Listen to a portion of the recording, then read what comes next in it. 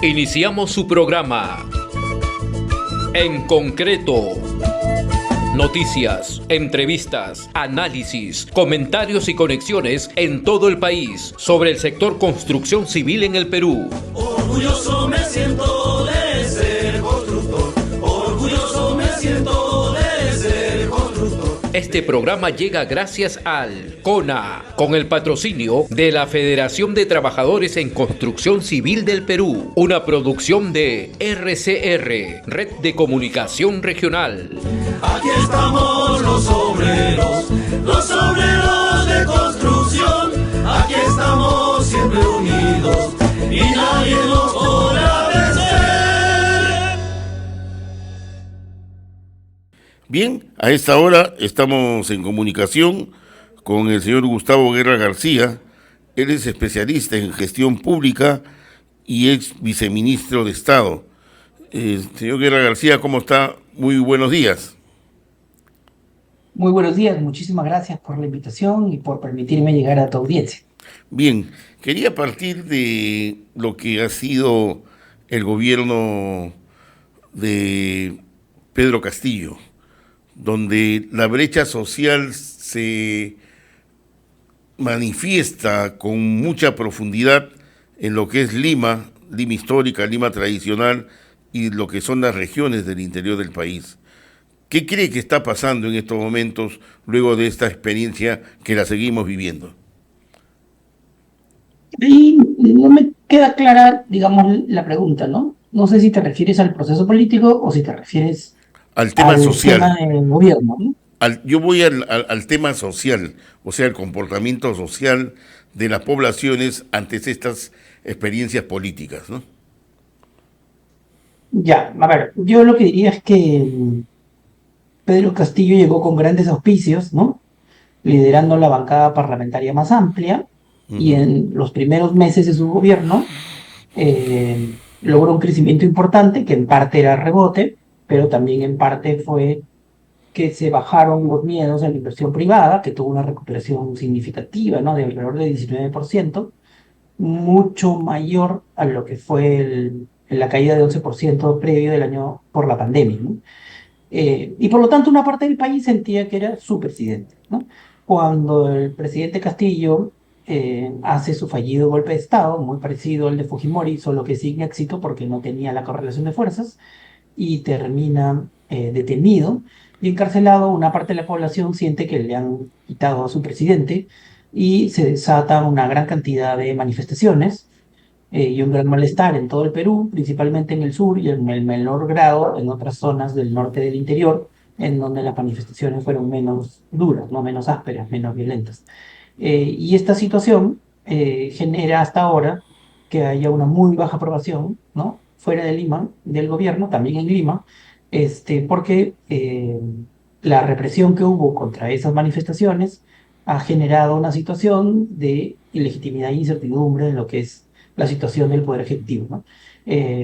Pero yo no estoy seguro de que hay una gran diferencia. Yo creo que la diferencia es que, digamos, el sur se moviliza mucho más, el norte menos, pero el malestar se da en todo el Perú, incluido Lima, porque la desaprobación tanto del Congreso como del Ejecutivo es muy alta, ¿no? Ahora, en cuanto al desarrollo socioeconómico de infraestructura a nivel nacional, donde tengan esa posibilidad de movilizarse los pueblos, intercambiar comercios, etcétera, se pensó que con el tema de las regiones esto se debe implementar más. Sin embargo, el trabajo de infraestructura a nivel de las regiones prácticamente es muy poco lo que se ha hecho. ¿Qué opina?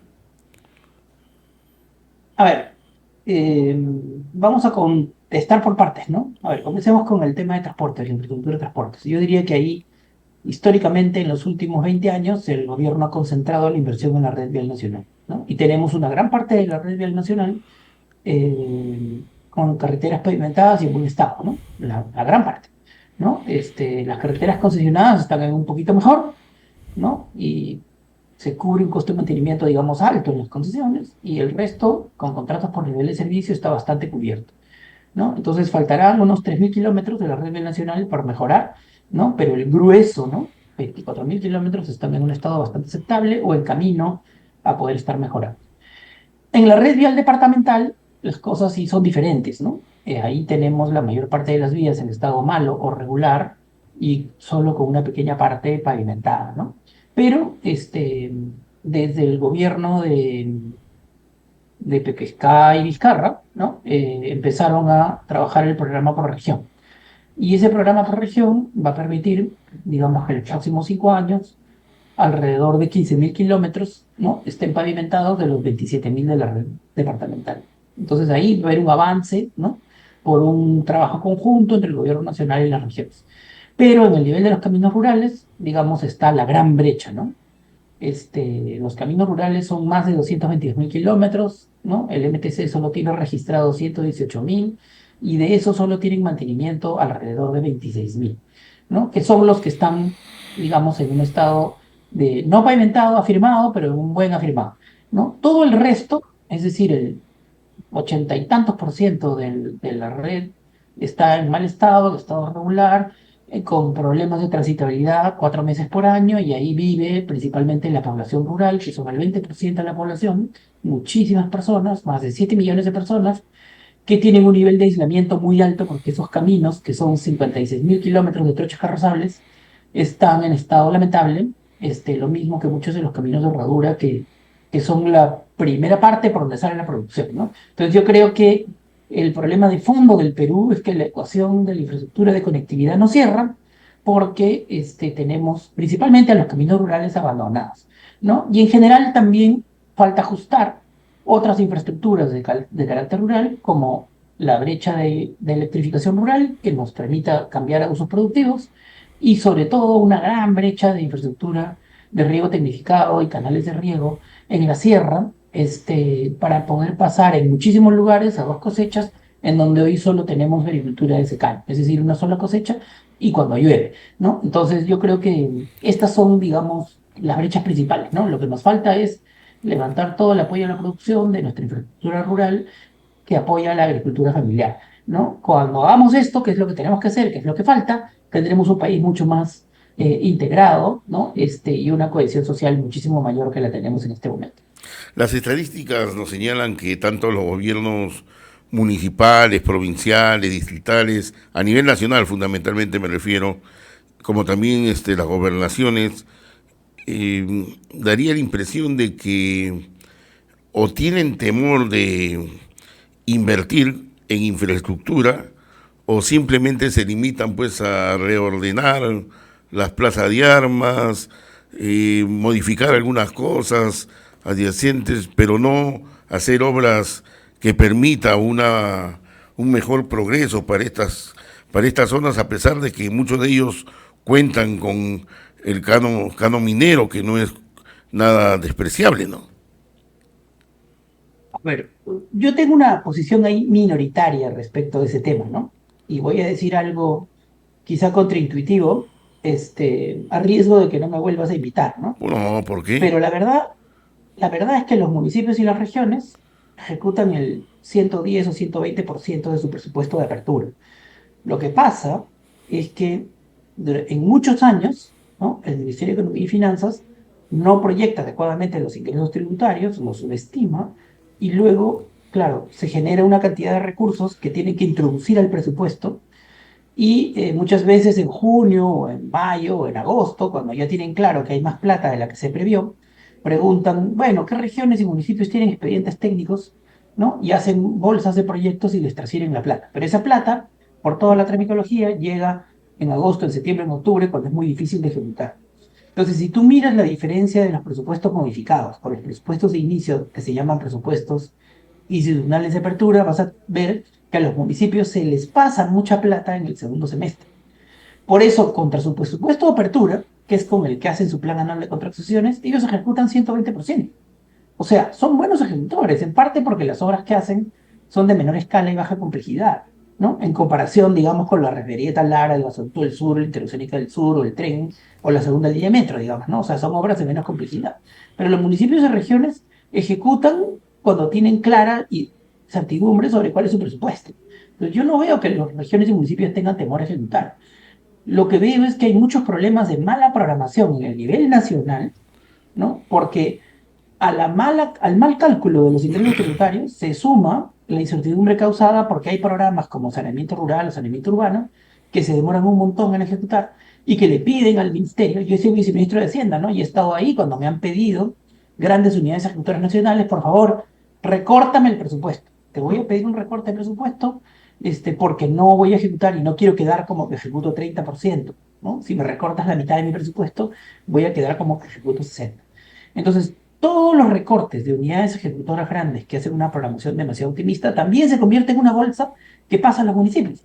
Por eso los municipios figuran como que ejecutan 65% y el gobierno nacional el 90%, ¿no? Que la mayor parte de los recortes presupuestales de inversión se hacen en el nivel nacional y la plata se redistribuye a los municipios en el segundo semestre o en el último trimestre, con pocas posibilidades de que se complete la ejecución de inversión. Entonces yo creo que cuando uno mira más afinadamente lo que ocurre a nivel de la ejecución, tenemos una película un poco más clara. Lo que tenemos que resolver es que no puede haber tanta incertidumbre sobre la asignación de recursos y ese es un tema de gestión presupuestaria, principalmente responsabilidad del Ministerio de Economía y Finanzas. Correcto. ¿Y por qué me ha dicho que con la respuesta no le puedo invitar? No, lo que decía es que todo el mundo cree pues que los municipios no ejecutan y yo... No, yo es importante conocer lo que usted usted nos dice, ¿no? Es importante sí, conocer lo que nos dice, ¿no? Por ejemplo, el alcalde de Lima o los alcaldes de los últimos años hemos visto que no han ejecutado obras de infraestructura de magnitud, ¿no? Muchas han quedado ahí en el camino o simplemente no se han hecho y ahora el actual alcalde, López Aliaga, ha anunciado una serie de obras pequeñas, pero bueno, ojalá que se haga, ¿no? ¿En qué tiempo más o menos eso puede empezar a caminar de acuerdo a la experiencia que usted tiene? Yo creo que el tema de fondo es cómo trabajamos la prioridad de las cosas, ¿no? Por ejemplo, tener una lista de proyectos viales sin tener un plan vial, a mí me parece, digamos, grave, ¿no? Y Ujú. hace muchos años que no tenemos un plan vial que resuelva dos cosas, ¿no? ¿Cuáles son las vías prioritarias de los nuevos asentamientos humanos que hoy día están conectados por vías urbanas que son de tierra y que generan una altísima contaminación? Y por lo tanto, ¿dónde tenemos que asignar prioritariamente los recursos? Hasta el gobierno nacional le gustaría tener claro un plan vial de Lima, en donde esté claro por dónde hay que expandir la red vial y pavimentarla, ¿no? Para reducir la gran contaminación que se genera con el polvo que levantan los vehículos en estas zonas que tienen vías de tierra en Lima y que mucha gente se mueve por esas vías de tierra. Y lo segundo es que Lima tiene un montón de discontinuidades, ¿no? Que también se tienen que resolver y que deberían estar priorizadas en el marco de un plan vial urbano, ¿no? Entonces, yo la verdad es que como que no quiero que me sigan diciendo, oye, hay que hacer esta obra y ese intercambio vial, porque sin un plan urbano no tienes claro si estás gastando los recursos en aquello que es prioritario, ¿no? Entonces, por Correcto. ejemplo, se hace un gran intercambio vial en el cruce de Universitaria con Venezuela, ¿no? Para que los que vienen por Venezuela y van hacia el Callao vayan rápido, pero 3 cuadras más adelante la vía se angosta, ¿no es cierto? Claro, Con mucho menos carriles y se genera un embudo 1 cuadra más adelante. Entonces, ¿cuál es el sentido de hacer un intercambio que no tiene la visión de un corredor o de un plan, y que los efectos simplemente hacen que se traslade 3 cuadras la congestión? La verdad es que es ridículo, ¿no? Entonces correcto, correcto. yo Sí, creo se le que entiende. está bien, hay que hacer vialidad urbana, pero hay que tener un plan vial urbano que precise, ¿no? Y yo creo que las discontinuidades en Lima son la mitad de los problemas de la congestión, ¿no? Cuando pasamos de 4 carriles a 2 carriles se generan embudos de Por congestión de supuesto. tránsito inmanejables. Y lo otro obviamente es potenciar pues la red semafórica, porque en el Perú, digamos, nos ahogamos con mucho menos de 400 vehículos por carril por día, cuando con ese nivel de tráfico en otros países del mundo no hay congestión, ¿no? Entonces la red semafórica sí requiere un desarrollo muy significativo en Lima y en las principales ciudades, y yo diría que en materia de gestión de tránsito, Lima, San Pedro de Sula, Tegucigalpa y las ciudades intermedias del Perú son las peores de Latinoamérica, ¿no? Todo el mundo está muchísimo mejor en la cobertura de sistemas inteligentes y olas verdes de tránsito que Lima y sus ciudades intermedias. Muchas gracias al señor Gustavo Guerra García, especialista en gestión pública y ex viceministro de Estado. Muy agradecido por su participación No, en el programa en concreto. muchas gracias a ustedes por la oportunidad Bien, de poder expresarme en tu audiencia. Un bien. abrazo.